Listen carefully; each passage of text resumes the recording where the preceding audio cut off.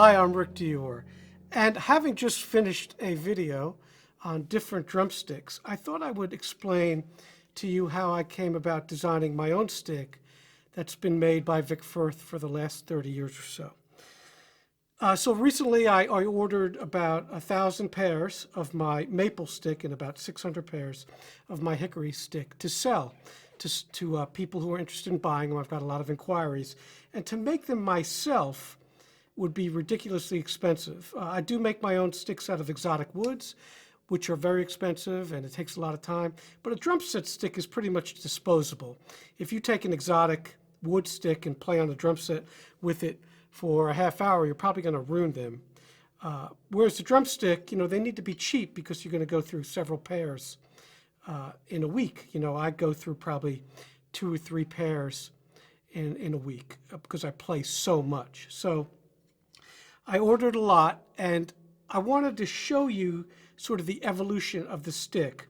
So when I first started my endorsement with Vic Firth, I was doing clinics for them up north in New York and New Jersey, and then when I moved down south, I was doing clinics for the PAS chapters in South Carolina and North Carolina. So we had a really good relationship, and they would sponsor the clinics, and instead of paying me or anything, they made me a stick, which is what I really wanted. So I've made drumsticks for a really long time, and I was working on the lathe, and I had been using a stick called an SD9 for years and years. And if you check out that video I did recently on all the different drumsticks, you'll see those SD9s, and they're still available, and it's a great stick. But I was playing a lot of older cymbals at the times, like old A's, old K's, a lot of darker cymbals, a lot of jazz. And that SD9 just wasn't doing it for me. It didn't have enough definition because these cymbals, these K's and these old A's, are very, very thin. And if you use a longer tip or a heavier tip, sometimes what'll happen is it'll wash out. So I wanted a tip that was had a lot of contact sound.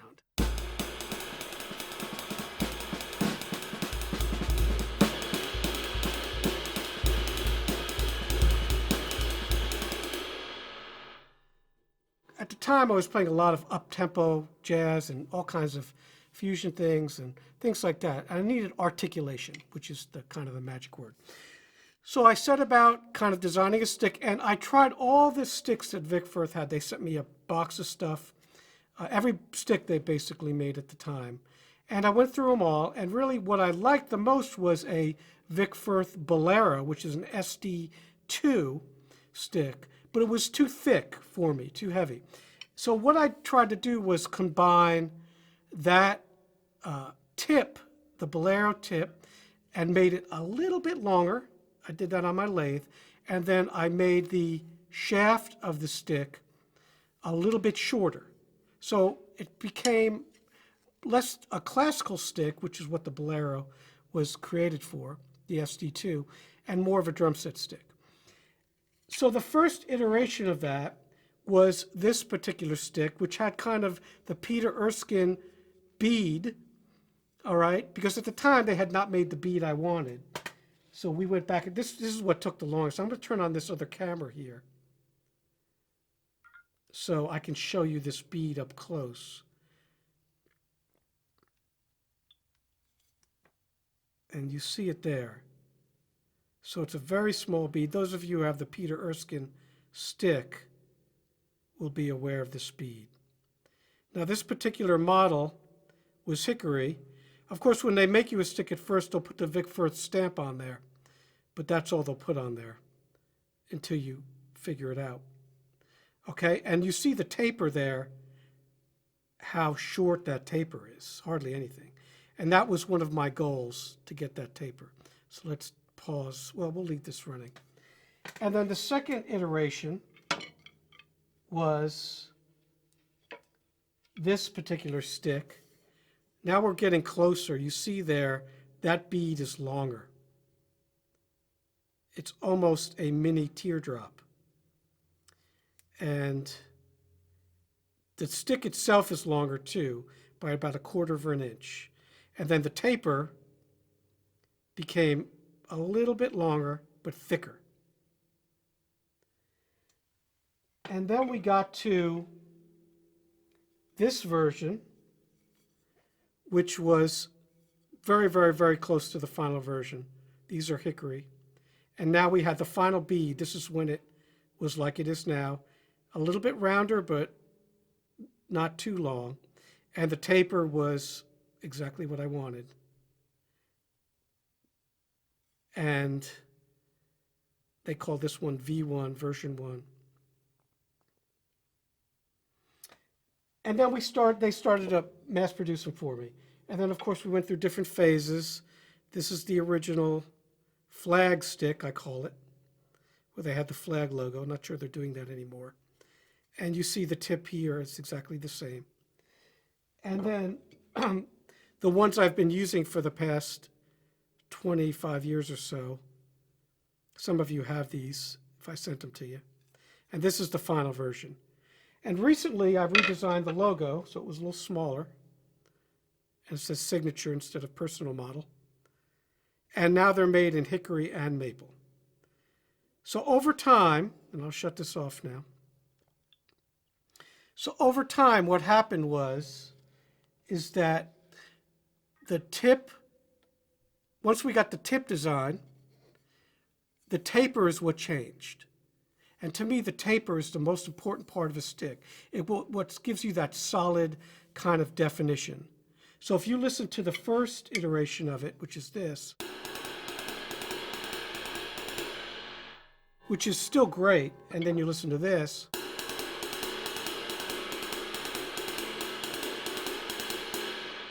there's a tiny bit more definition, articulation there, because the taper is a little bit closer. In other words, it gets thicker or thinner closer to the bead than the other one. All right? So if you have a stick with a long taper, in other words, the taper would start here, then that stick is going to have a much more spread sound. And if you make an elongated tip on that stick, it's going to be even more spread. So really what defines a stick sound is number one, the taper, number two, the bead, which is extremely important, number three, the weight of the stick, which is also extremely important. Those three elements have to be balanced. And if they are, then you can make a great stick. So when I started making sticks, I would experiment over and over. I don't know how much wood I wasted, but an awful lot. I have boxes and boxes of sticks that were experiments until I got the warm-up stick that I make and the classical concert stick that I make with that barrel tip. It's the same process, getting that taper just perfect. And sometimes I would only change it like 1/8 of an inch, you know. And then after the taper was good, then I could change the tip, and that didn't matter as much as the taper and the thickness of the stick. And as all you know who watch my drumstick videos, you know that I like to keep the thickness of the stick pretty much the same as my drum set stick. So it's so my fulcrum, my grip, is not opening up more or closing up more. It's basically the same. And you do that with the weight of the woods rather than the thickness. So rather than making a heavy marching stick that I have to open up my hand like this, I'm making a thinner stick that's about 5/8, all right, which is what my drum set stick is. But I'm using different woods to create that weight. So that's how you do it, and that's how I design these sticks. Now the hickory, which is here, is heavier by about 5 grams, pretty much universally. So, you know, wood is wood. It's not this horn wood that they make now that is manufactured wood, laminate. There's laminated sticks now. It's not real wood. It's kind of put together, which is great, and it makes a very heavy stick. But to me, those don't feel right, to me. And of course, I'm sure I'll hear all kinds of arguments about that. But for me, what matters, again, is the balance of the stick. So from the butt to the tip, that stick needs to do all the work. So if it's heavy up top, then you're having to do more work holding back. But if you can just drop the stick,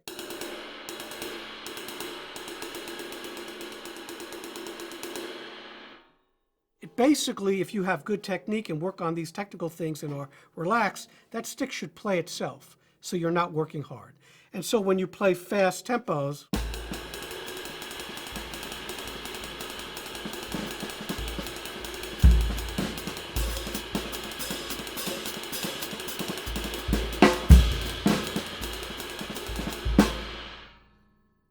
you're not working hard. You can go forever. So when you get the line of horn players around the block in the jam session, and you're playing Cherokee at 350, you know, you're not dying there. A lot of that's the stick, and that's the whole idea of it. So a lot of drummers, percussionists aren't aware of how the sticks affect their playing. They just try stick and stay with it out of loyalty or whatever, but they don't experiment.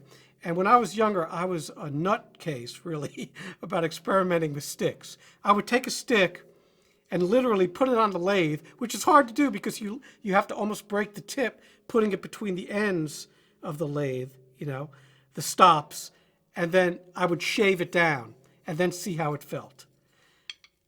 That's how crazy I was about this. But it all worked out because, again, I have a stick that I love to use. Now, everybody's hands are different. Everybody's body's different. So the stick that I love might not be the stick you love. So you need to experiment and find that, because that's going to affect the way you sound. It's going to affect the way you play. It's going to affect your health. It's going to affect your endurance as far as playing goes. So you need to understand that it's pretty much the most important thing. If you were an oboe player and you made your own reeds and you were not a good reed maker, you would be a crappy oboe player because all the reeds you would make would be bad. So it's kind of that same thing in a way. The tool you use to play has to be the best thing for you, the most efficient thing for you to use. So I would definitely suggest that you watch the recent video I put up about all the different kinds of sticks. I had about 16 pairs here, and I played through all of them. So you can understand the difference between them. And again, I'm not telling you what stick to use. Try all kinds of different sticks, and you'll find something you like. And if you don't, try to make a stick. And believe it or not, some of these manufacturers, if you pay them and you buy enough sticks, they will actually make you a stick. Maybe a little hard to get in touch with them, but it's a possibility. I've known 2 people who've done that. And you have to lay out a bunch of money, but you know, if there's something you really believe in, you might want to do it, and then you could sell them or, you know, give them to your students or whatever you want to do with them. So I hope this helps with some of the questions I got about my sticks. I do sell them for pretty much the same price as any other drum set stick you'd buy. But that's different than the concert sticks I make out of those exotic woods. Those are really not cost effective. By the time I make them, I buy the wood, I dry the wood. It's just, I'm working for less than minimum wage. Let's put it that way. So, you know, those prices are non-negotiable. And that's a completely different animal. But the drum set sticks, disposable. You know, so you just need to be able to get enough of them so to last you for as long as you do it. If you play a lot like I do, you're going to need a lot of sticks. So I'll just play a little for you, and we'll see you next time.